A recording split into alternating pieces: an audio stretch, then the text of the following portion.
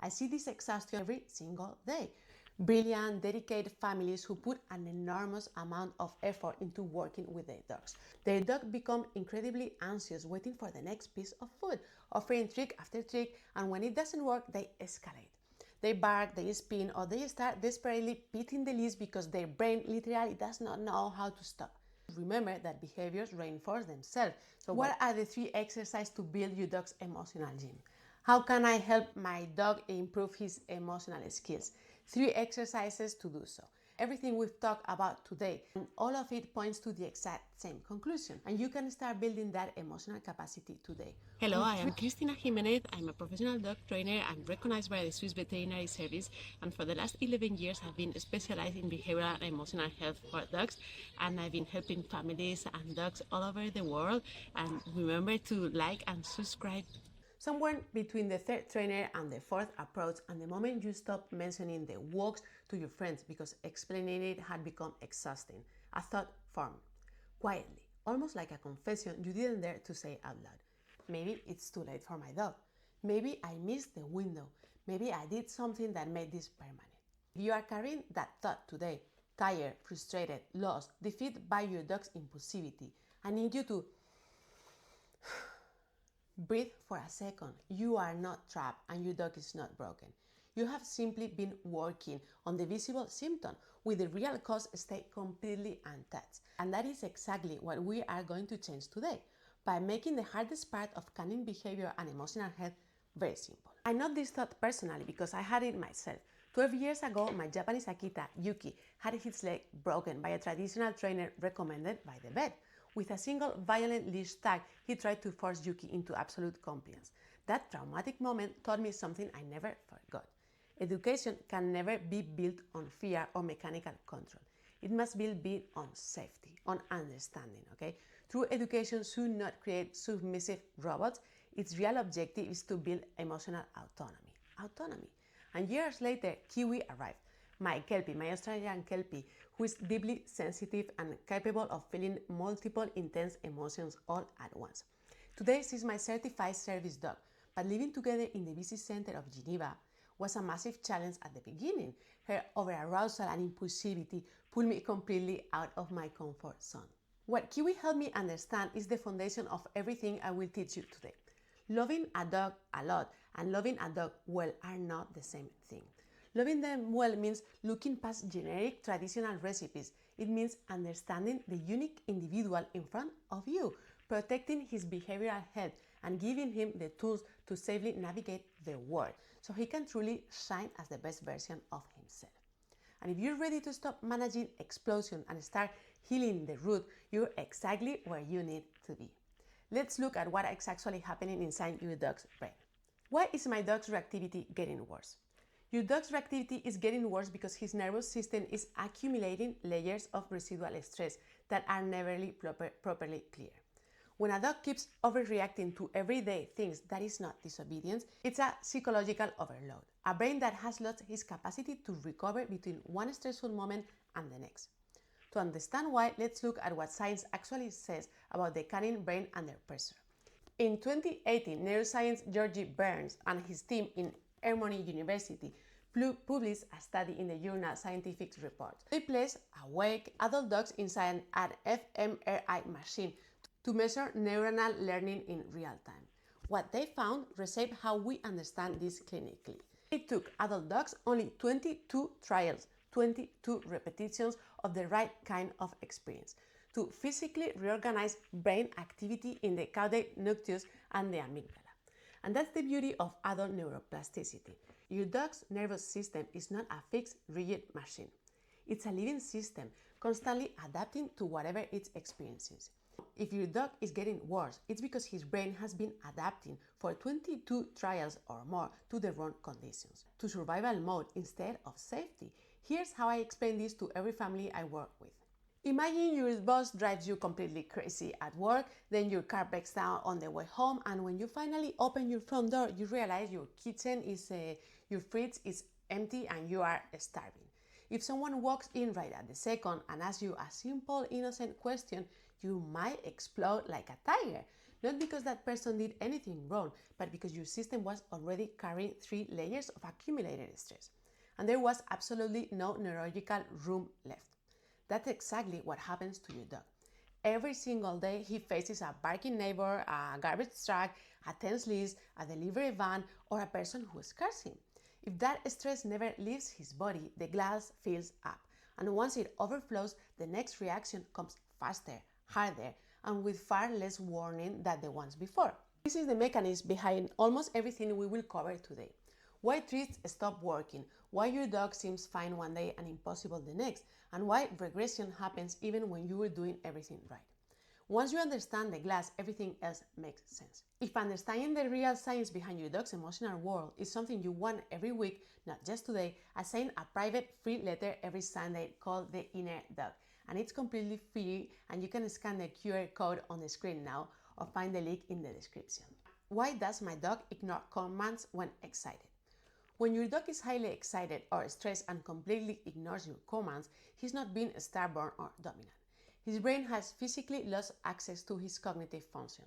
What looks like selective eating or a deliberate choice to ignore you is actually a major neurochemical hijack where learning becomes completely impossible. To understand this, we have to look at how dogs' nervous system splits into 2 entirely different pathways under pressure. At levels 1 and 2 or 3 of emotion, your dog operates in what I call the blue brain. This is the cognitive state. His nervous system is regulated, his heart rate is stable, and his prefrontal cortex is fully online. This is the only state in which a dog can process a command, choose to follow a rule, or truly connect with you. But the moment your dog's emotional glass overflows and he hits levels 4 and 5, he crosses an invisible psychological threshold straight into the red brain. In this state, the sympathetic nervous system takes over completely. Adrenaline and cortisol flood his bloodstream, activating the oldest survival circuit there. It's like fight, flight, or freeze. And this is basic stress psychologically. The same fight or flight mechanism we see across mammals, including us.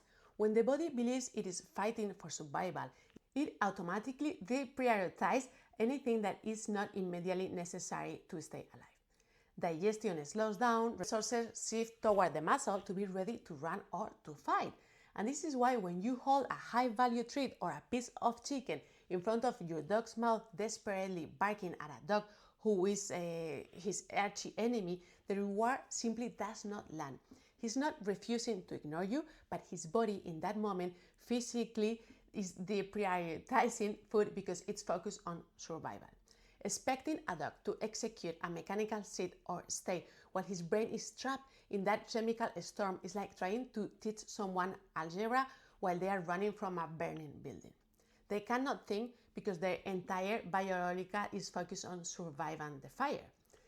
In fact, we use this precise psychological moment as an evaluator in clinical practice. If your dog refuses the food you are offering him, instead of thinking he's disobedient or my dog is such a bad dog, you need to evaluate his emotional state. If your dog refuses the treat, he is above his emotional threshold, okay? And if he gets the treat, he is below. We call this the law of emotional incongruence. In both cases, your management must be completely different. When your dog takes the treat and is below his threshold, you have a safe window to work. But when he refuses it, the cognitive door is shut. Your only job in that second is to remove your dog from that situation as soon as you can and ensure that this moment doesn't leave a deep emotional print on your dog's brain, and actively clear that residual stress so his glass doesn't keep filling up. What is the keep doing trap? Why my dog cannot stop? How do I help my dog stop? One of the biggest mistakes the training industry teaches us to make is to constantly swap one thing for another, one treat for another, one behavior for another, forcing our dog's brain into a continuous state of doing, instead of teaching our dogs how to stop doing. And this is a dangerous biological blind spot I call the keep doing trap. And now, for some dogs, this trap is not immediately obvious. There are certain individuals that are naturally low arousal, incredibly relaxed, and simply chill by nature, because they do not naturally offer many behaviors and have a very stable internal baseline. But these are rare, highly specific temperaments, and they possess an innate calmness that rarely reaches my clinical practice. Listen, the dogs that come to work with me are quite the opposite: intense, vibrant, deeply sensitive, and unable to turn off. Most traditional approaches rely heavily on what is known as the exchange. If your dog is pulling, lunging, or overexcited, you are told to immediately shove a toy in his mouth, make him spin in circles, or constantly feed him treats to distract him so he doesn't see the trigger. I see it all the time when my clients' dog see another dog, a trigger, or something that scares them. They try to do the famous clicker, the nose. We give them treats all the time so they distract the dog, okay? And changing one toy for another dog and offering a treat just to get the toy back. And this continuous exchange looks like completely normal to most people, but neurobiologically, they do absolutely nothing to calm your dog's brain. Just this week, a client in my Settle and Shine program told me something that I like a lot.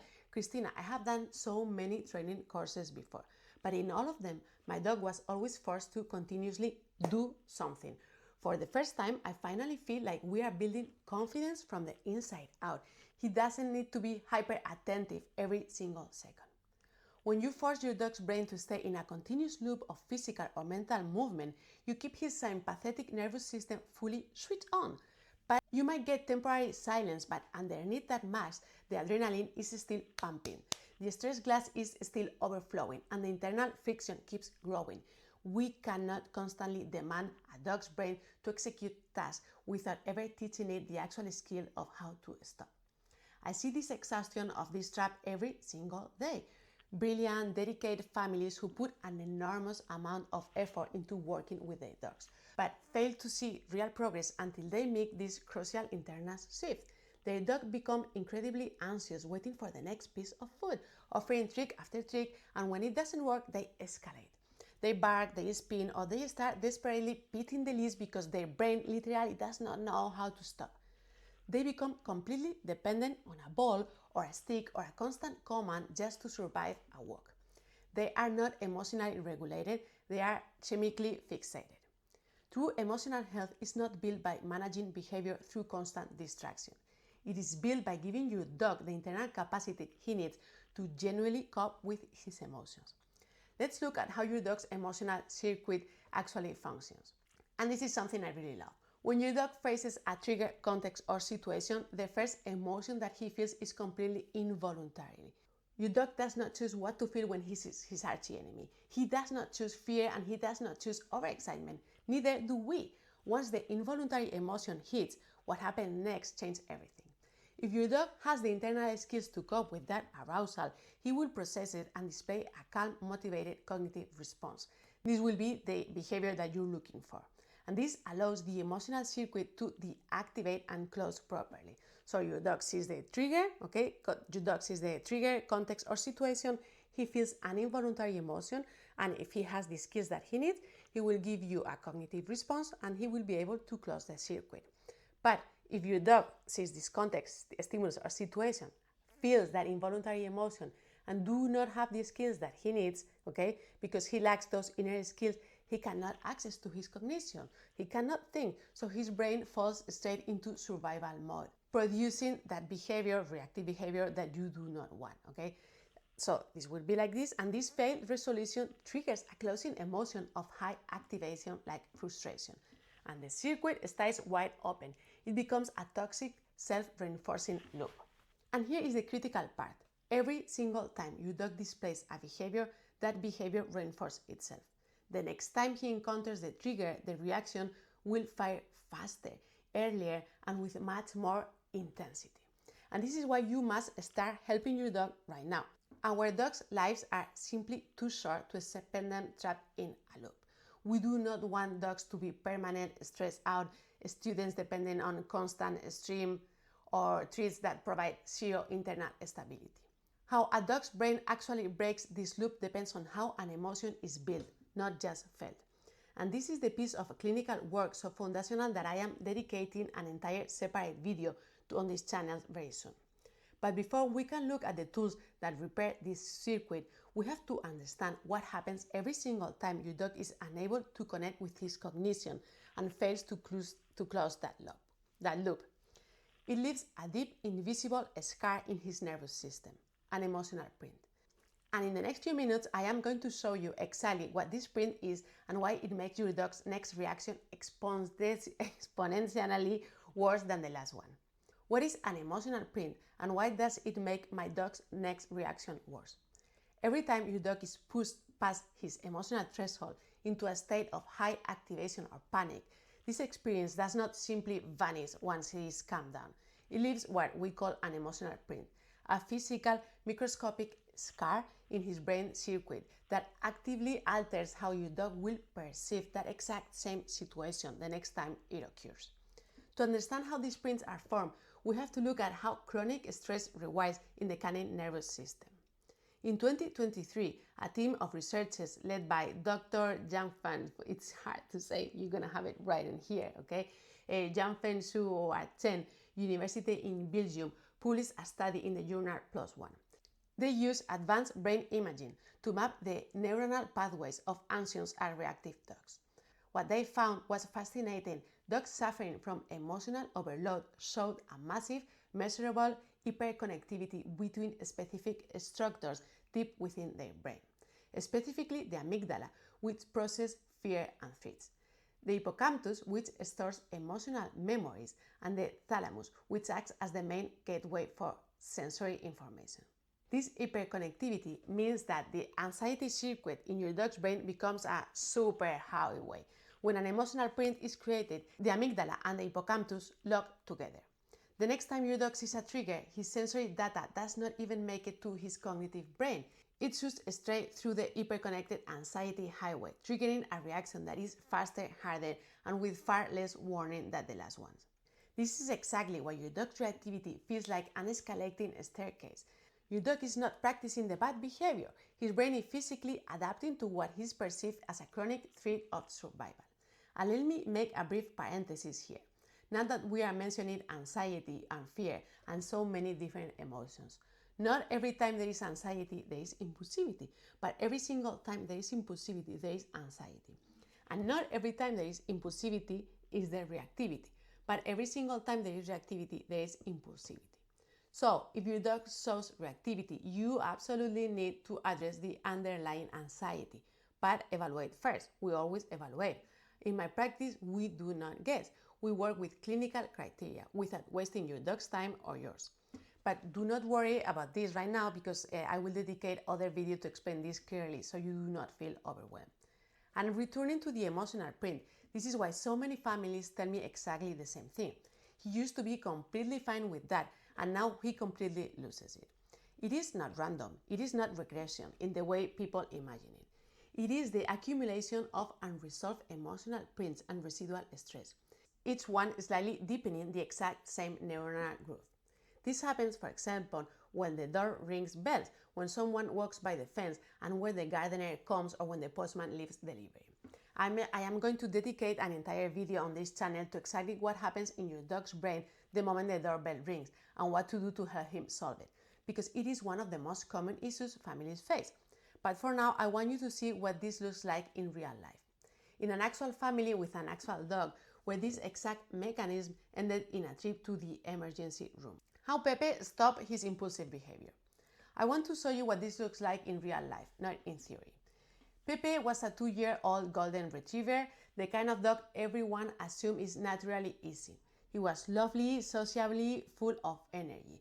But Pepe's impulsivity and overexcitement and his total inability to stop doing had gone far beyond what most people could consider a normal puppy behavior that he would simply grow out of. And think of a lovely dog, okay? He played so roughly with his family young son that one day the little boy ended up unconscious and had to be taken to the hospital. Nobody could walk through the door front without Pepe jumping, nipping, and barking. He even stole his family Christmas dinner straight off the table. And the moment he saw another dog on a walk, recall simply did not exist. He was gone, completely overexcited, chasing without a single thought of coming back. Happy, but unable to stop. By the time Pepe's family came to me, they were desperate, as many other families who contact me every week. And they had tried other approaches. They had tried managing the problem in the moment, correcting him, and exhausting him physically. None of it helped. And here is what we did not do. We did not spend our first weeks working on the jumping, the stealing, or the recall directly. We did not stand in front of the kitchen table where he stole the food and practiced leave it 100 times. Because none of that touches what is actually happening underneath, the emotional state producing all of it.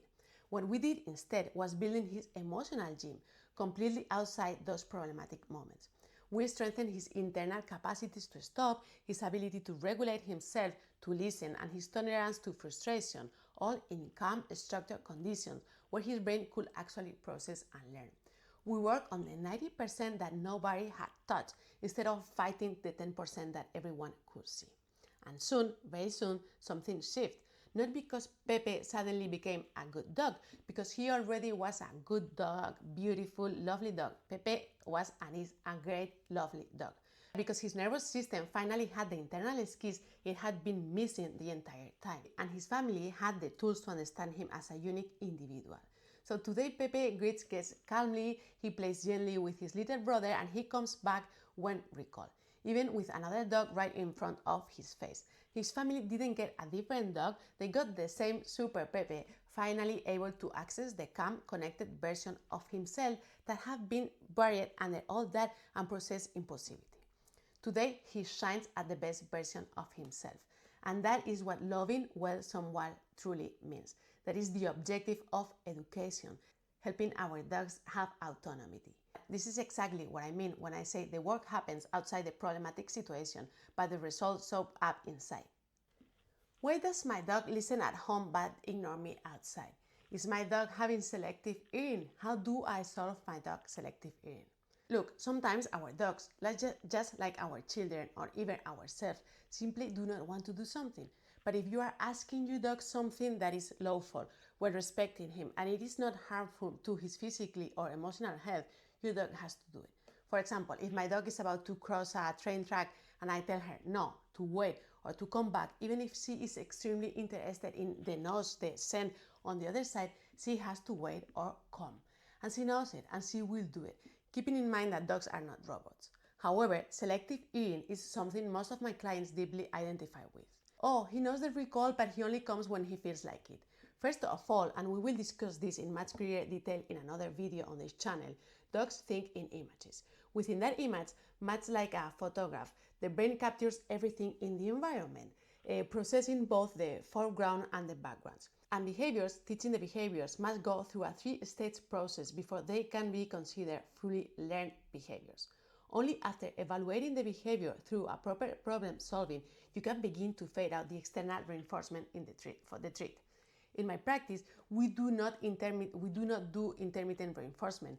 Now I give you a treat, now I don't. And we do not want our dogs to view us as automatic sausage treat dispensers. We want stability in the behaviors. And many times a dog appears not to be listening simply because he has a lack of clarity. He doesn't actually know what we are asking of him, even if we think he does. And again, I see this continually with my clients and on the street when I'm simply out for a walk. On the other hand, we have emotional levels, which I explain it deeper in one of the episodes where I answer the 7 most frequent questions I often get asked. To give you a quick overview, your dog operates with 5 emotional levels. At levels 1 and 2, and even at level 3, his brain can still listen to you, but the moment he crosses that invisible emotional threshold, he physically cannot process your words. So, on one side, you have to help your dog lower those emotional levels when he's facing a stimulus, context, or situation, keeping in mind that the emotion he feels, or emotions, is completely involuntary. You must give him the internal capacities to manage that emotion and calmly close the emotional cycle so he does not continue generating impulsivity, okay? That is why your dog might know the behaviors perfectly well, yet you think that he only listens when he wants to. And while that might occasionally be true, the next time you think, my dog has selective hearing, I want you to stop and evaluate. And think, does my dog actually has the internal capacity to stop what he's doing? To really stop the impulsive, to disconnect from what he has there and connect with me, to connect with what I am saying and do what I am asking with true stability? And where is my dog's emotional level right now? Is my dog operating with his blue brain or his red brain? Stop asking and thinking that my dog is a bad dog or my dog has selective hearing, and start please answering to yourself, asking to yourself this question and looking what your dog is telling you. Why does dog reactivity regression happen? If your dog suddenly seems worse after weeks of real progress, that is not failure and it's not your dog's going backwards. Not probably. It's almost always a sign that his nervous system is doing exactly what it is supposed to do while it consolidates a new way of responding to the world. Quick reminder of two things that we have covered earlier in this masterclass because they matter a lot. Okay? Adult dog's brain can physically reorganize around new experiences in as few as 22 trials. And every unresolved stressful moment leaves what we call an emotional print, a slightly deeper and slightly faster neuronal pathway ready to fire again next time. And regression happens because you are not erasing that old pathway. You are building a new one alongside. And for a while, both pathways exist in the same brain, competing for which one fires first. Some days, the new calmer response wins.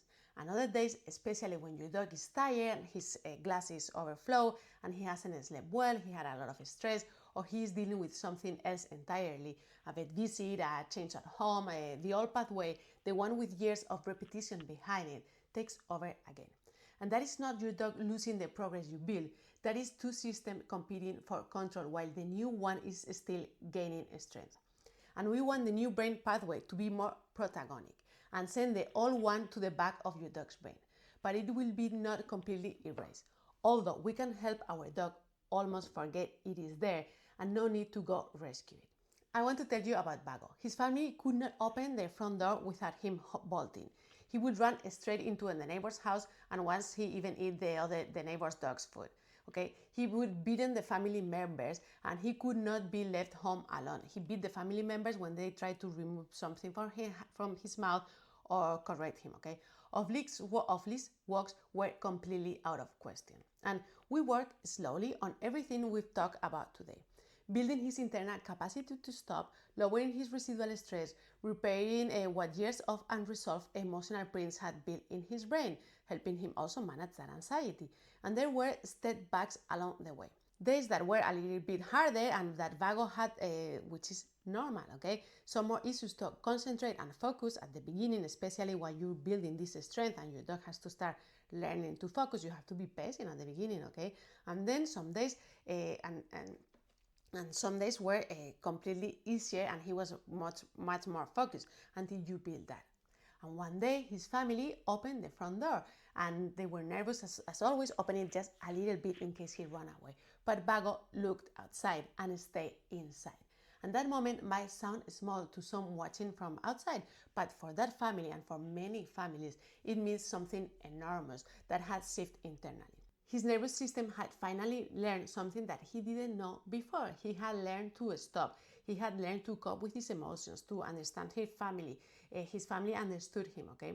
And now Vago walks completely off leash. They can leave the dog wide open. He comes back when recalled, and he stays home calmly. And he has a very good relationship with his family. The front door stays open. And if you are in the middle of a regression right now, if you want to hold on to this, it's not a proof that the work is not working. It's often a proof that it is, that a new pathway is strong enough to compete with the old one, even if it hasn't won every single time yet. Although you will have to remember that behaviors reinforce themselves. So while you are creating this pathway, the new pathway, you have to really try to make it on the front of your dog's brain, not go to the backwards, because we want this new pathway to be more protagonic. What are the 3 exercises to build your dog's emotional gym? How can I help my dog improve his emotional skills? 3 exercises to do so. Everything we've talked about today, the residual stress, the emotional prints, the regression, and all of it points to the exact same conclusion. Your dog does not need more obedience commands. He needs an internal skill set that he has never had the chance to build. And you can start building that emotional capacity today with 3 fundamental exercises I use with every single family I work with. The first is what we call the informative no. And I'm not talking about a simple word itself, but about teaching your dog's brain an etymological way to stop doing, a way that he can really learn what no means. And you might be thinking, Christina, my dog knows no, but maybe your dog has heard no so many times that it's a background word. And it doesn't mean if you've been switching or doing things, it does not mean that your dog is able to disconnect from what he has, okay? This is what we're looking, really stop doing and disconnecting. Most dogs have heard the word no 1,000 times, and it means absolutely nothing to them because nobody ever taught their nervous system the actual physical skill of this stop doing, okay? And I remember working with a beagle with the first time he had 8 years, okay? And the first time that we were doing this exercise, he was crying for about 6 minutes in front of the bowl. This is like an extreme case, but this can happen because this beagle could not stop. He has never been taught to stop. He had a problem that he was biting people or bikers when they were running nearby. So he had to learn how to stop, okay? And this reaction can be normal, and it is not cruelty because we always respect our dogs, but it means that your dog really needs to do this exercise. If your dog cannot stop and cannot disconnect in your living room from a bowl with food, and when you are right there next to him with no stimulus, how are you going to pretend your dog to disconnect when he has this biker running or the runner going through and connect with you, okay? So this is something that if dogs have to learn. They have to learn in an ethological way, in a way that they can really learn how to stop. And this informative no is already creating the communication code that you are going to be using all your life. So it's an informative no. We do not get mad. We say no, no, no, no, no, no, no, and we help our dog disconnect.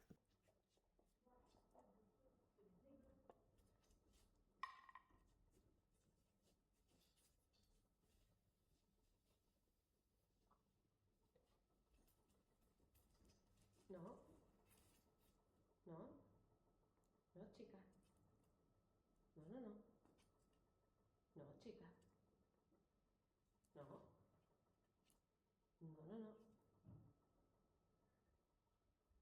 No, no, no, no, no.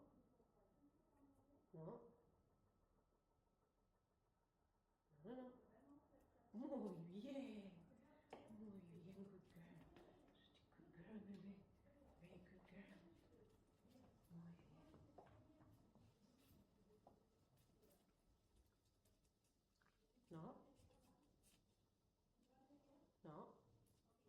Muy bien. No, no. Muy bien.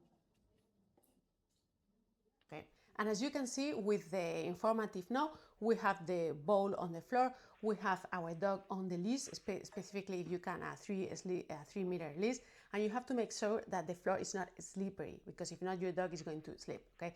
And what you're gonna do is that you're gonna put some food on the bowl and you place the bowl on the floor, okay? And you go with your leash, you take your dog out of the situation far from the bowl with a leash guiding. If you're alone, you can do it perfectly, and you will have some treats with you. Your dog is not going to get what is on the bowl, okay? You're gonna be guiding your dog, as you can see here on the video, toward the bowl, and you're just gonna be blocking with the leash. You're not gonna be pulling, you're not gonna be getting mad, nothing. No, no, no, no, no, no. Pepe, in this case, Pipa, no, no, no, Pipa. And if it's too much for your dog, you can be moving, like I am doing also with the beagle that you saw. You can be moving, you can bend yourself, but you're not gonna be showing the treat to your dog or telling him, Pipa, come, what's up? No, no. Okay, we want your dog to disconnect. If he sits in front of the ball, focus on the ball, it doesn't work. If he lies down and focus still on the ball, it doesn't work. We're really looking for your dog to disconnect and to be able to come to you. And this is first level of teaching your dog the informative no. The second exercise is the wait George, which is an exercise that you are not controlling your dog. It is an exercise where you are teaching your dog self-control. I go deeply into this exercise in another video of the channel, but you can see it here. We're just showing a treat to our dog. We're gonna be saying Kiwi, wait, and then uncover the thumb with the treat would be here, and then say yours. If your dog sits down, you put your hand under his tummy, and if your dog pulls, you can put your hand on his chest to help him.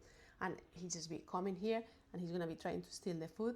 Okay, Kiwi, wait, and you cover, wait.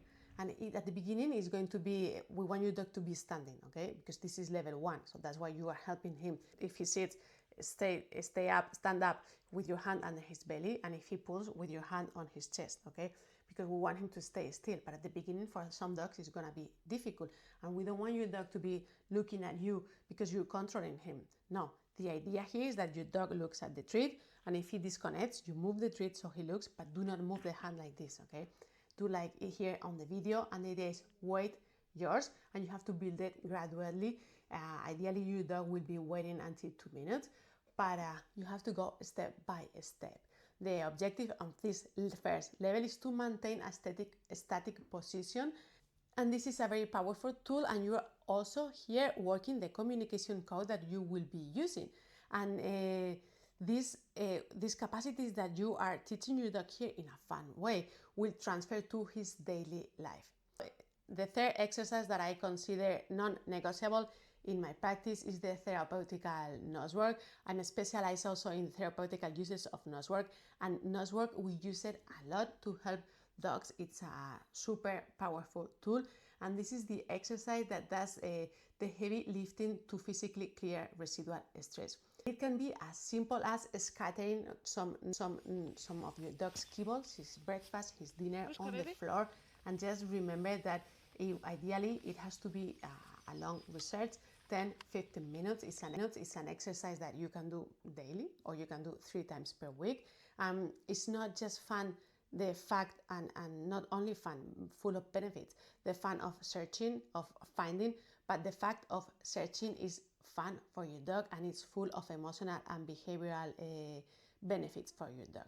And the nosework to be more beneficial for your dog has to be from 10 to 15 minutes at least. And you're gonna see that your dog at the beginning can start searching more nervous, but while he's searching, he's gonna even calm down. We want more than 10 minutes to give your dog's brain enough time to actually flush out the accumulated cortisol and empty that stress glass. And within a simple exercise that you can implement into your routines, daily routines, you can be having a coffee right next with your dog when he's doing his nosework. You're going to be providing your dog with many emotional and behavioral benefits. And notice that none of these 3 exercises ask your dog to perform under pressure, in front of his archie enemy, or in the middle of an explosion. All 3 are built in calm at home. You can also do it outside, but when your dog is in level 1, 2, or 3, so he can be really listening to you. And you are going to be creating communication code, strengthening your dog's inner capabilities, knowing that when you say something nice is important, is about to happen. And you want to know more about this exercise and how we can work together, you have a QR here on the different ways that I can help you. What are the next steps to transform your life together with your dog? If you have watched this far, thank you so much for being here, and I want you to take one single thing with you today.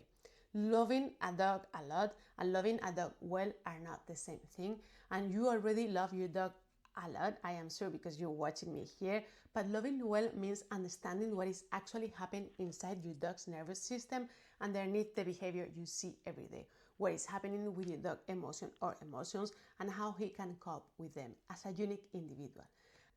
When you educate your dog, we should not be focusing on breaking your dog's personality.